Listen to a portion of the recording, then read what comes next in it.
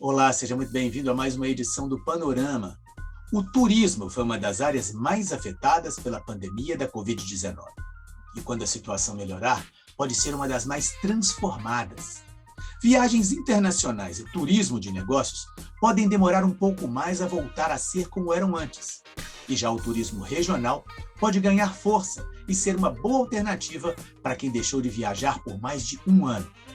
O turismo é o assunto do Panorama que começa agora.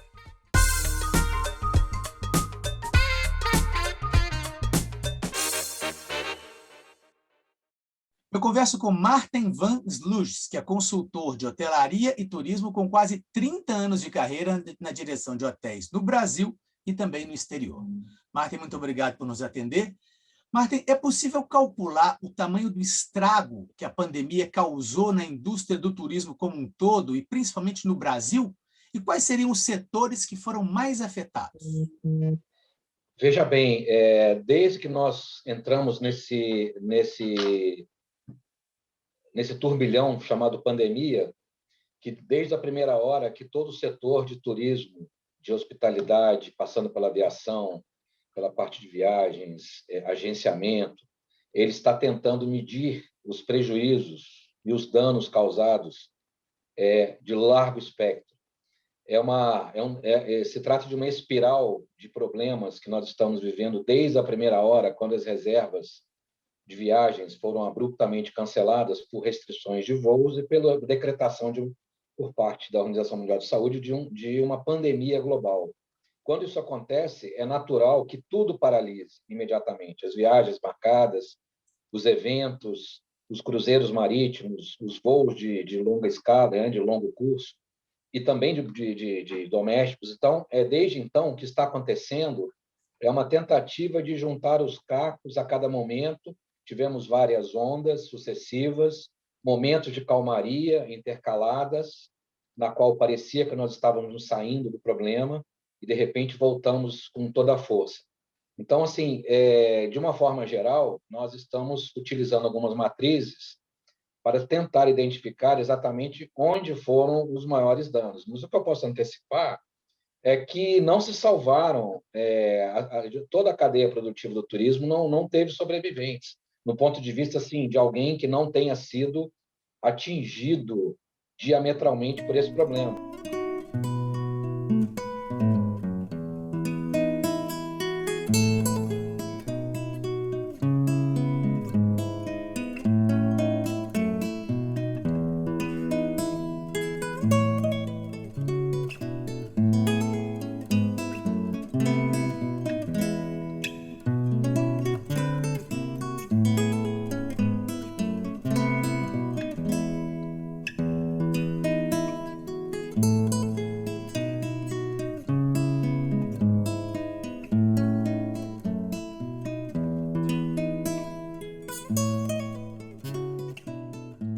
Então, num primeiro momento, todos os agentes de viagem sofreram impactos imediatos, principalmente aquelas pequenas agências que vivem da comissão sobre viagens agendadas. Então, a gente teve um verdadeiro desespero daqueles pequenos agentes que têm o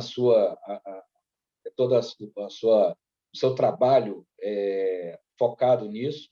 Nós tivemos a retração também quase que imediata dos voos, das companhias aéreas, colocando, como a gente fala nos Estados Unidos, em layoff, ou seja, pegando 30 mil funcionários e colocando em casa. Na hotelaria não foi diferente.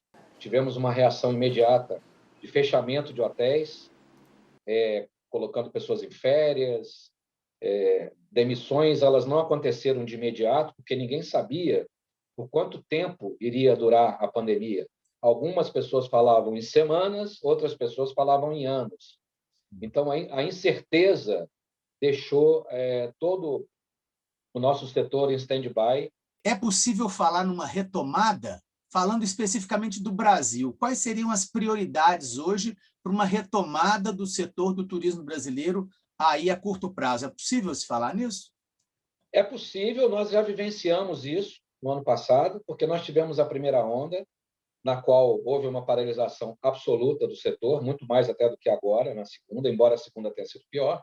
Na primeira onda, pelo fato de ser algo desconhecido, A paralisação foi quase que total. Depois que nós terminamos aquela fase que, a partir de agosto, nós vivenciamos a expectativa de uma retomada. Já se falava numa retomada no segundo semestre de 2020. E houve um ensaio disso, ou seja, toda a cadeia produtiva começou novamente a se movimentar. Tivemos uma procura interessante de pessoas que estavam em regime de confinamento, que queriam novamente retomar as atividades na premissa de que a pandemia teria sido debelada. Então, nós tivemos aí alguns meses, setembro e outubro, de uma certa calmaria, e principalmente no turismo de lazer, o turismo de natureza, o ecoturismo, nós tivemos uma movimentação muito interessante que gerou expectativa de que os outros elos da cadeia viessem a se movimentar. Tivemos a segunda paralisia e essa acabou sendo muito pior, porque agora que nós estamos saindo da segunda onda, não há confiança de que não haverá a terceira, porque quando tivemos a primeira, estávamos mais ou menos convictos de que tínhamos terminado o nosso problema. E aí veio a segunda onda. Quando agora a segunda onda começa a arrefecer, a retomada não está acontecendo, por uma razão muito simples. Teremos a terceira onda em junho, julho, não temos a cobertura vacinal, né, do público-alvo, das pessoas que viajam em largo espectro. Isso causa uma total desconfiança, uma total insegurança de todo o setor, de que não adianta agora criarmos um projeto de retomada para ele lá na frente sofrer novamente uma paralisação. Belo Horizonte é uma cidade que é conhecida e vocacionada por turismo de negócios. A questão da pandemia, óbvio, afeta o turismo de negócios nesse momento, mas ela colocou uma outra realidade, que é a realidade do home office, a realidade do encontro virtual como esse que nós estamos fazendo aqui. Você acha que o turismo de negócios em si pode ser afetado aí em relação como é que isso vai acontecer daqui para frente e qual que é o impacto disso na cadeia como um todo do turismo? Veja bem, estudos internacionais indicam que o turismo de negócios será reduzido em pelo menos 40% em caráter definitivo. Por quê? Nós estamos há 1 ano e meio, praticamente, desenvolvendo ferramentas e aprimorando ferramentas que permitem que nós trabalhemos da forma como nós estamos aqui agora conversando.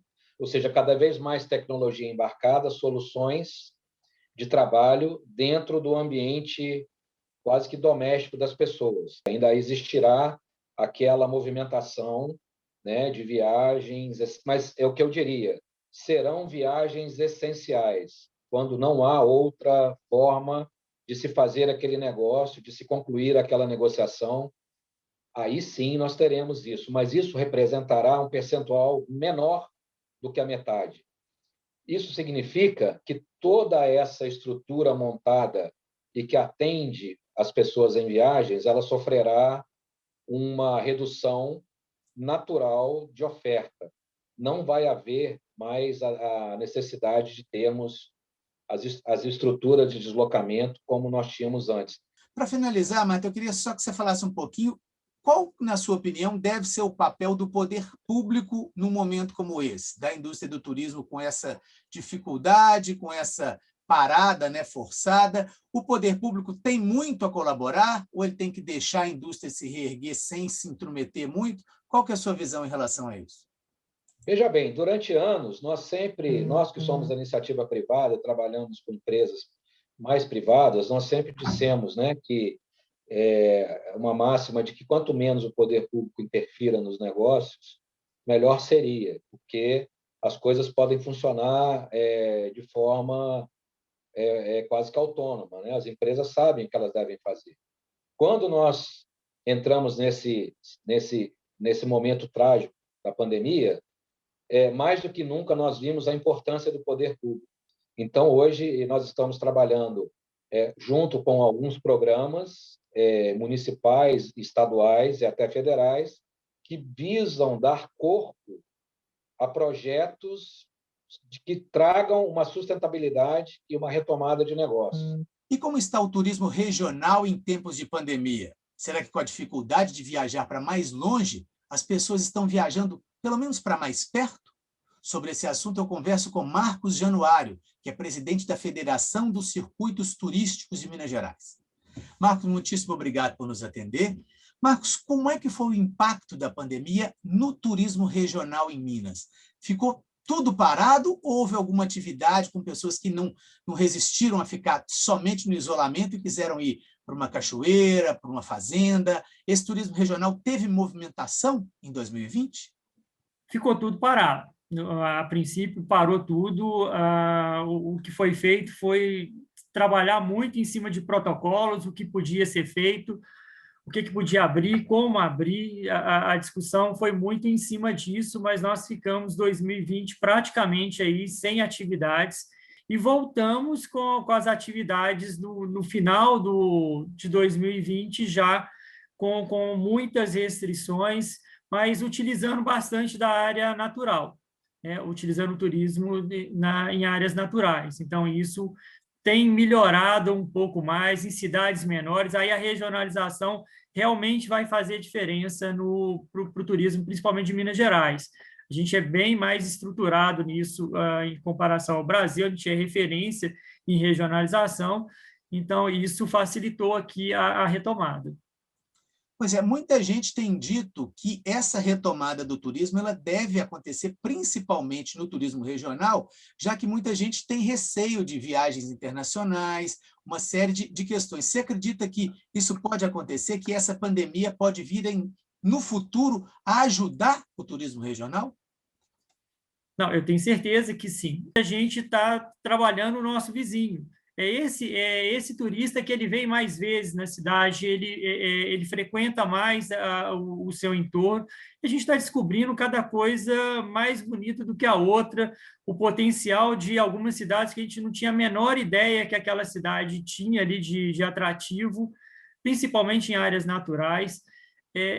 Isso tem crescido muito na regionalização, em Minas Gerais principalmente. Muita gente, principalmente em Minas, né? Minas não tem mar, as pessoas costumam, não, eu quero ir para a praia, eu quero, né, divertir em outro lugar, ou muitas vezes pessoas que têm aquele sonho da viagem para o exterior, quer conhecer a Disney e tudo, agora isso tudo está mais difícil, né? Isso tudo está mais complicado. Já se pensou uma estratégia para conquistar esse público que, como você diz, mora tão perto, mas não conhece as belezas do seu estado? Sim, os circuitos estão trabalhando fortemente, principalmente em marketing. Praticamente todas as cidades e todos os circuitos estão trabalhando, estão desenvolvendo seus planos de marketing e mídia social. Como você diz, Minas não tem mar, mas a gente tem uma gastronomia que é invejável no mundo inteiro. Então, as pessoas têm descoberto isso aqui em Minas, a gente está fortalecendo esse potencial que a gente já tinha e que a gente realmente passa a usar melhor agora. E, através das mídias sociais, isso tem crescido muito, as pessoas começam a interagir um pouco mais, ficou mais fácil de visualizar onde você quer ir, o que tem, como fazer reservas. São coisas também que a gente está aprendendo. A gente está aprendendo a fazer reserva. É uma coisa que a gente não tem. Antigamente, as pessoas chegavam e encontravam. Você ia para a cidade... Fazia viagem de uma vez só, não se planejava com antecedência. Isso é muito comum. Agora não, agora você já consegue fazer reserva para restaurante, reserva no museu, reserva no hotel, porque com a pandemia ficou mais restrito, então é necessário fazer isso, é necessário se pesquisar um pouco mais. Isso a gente tem ganho muito nesse sentido aí, de todo mundo estar se planejando um pouco melhor e conseguindo aproveitar melhor o destino. A gente falou de Minas, do mineiro conhecer Minas Gerais, mas o Brasil, os brasileiros podem conhecer Minas Gerais, né? Minas Gerais é um dos estados com maior potencial. Você acha que Minas Gerais se divulga bem e valoriza o seu potencial para o resto do Brasil? Como é que você compara Minas com outros estados, nisso que você conversou aí, sobre o marketing, de vender o próprio estado e atrair pessoas para conhecer as nossas riquezas?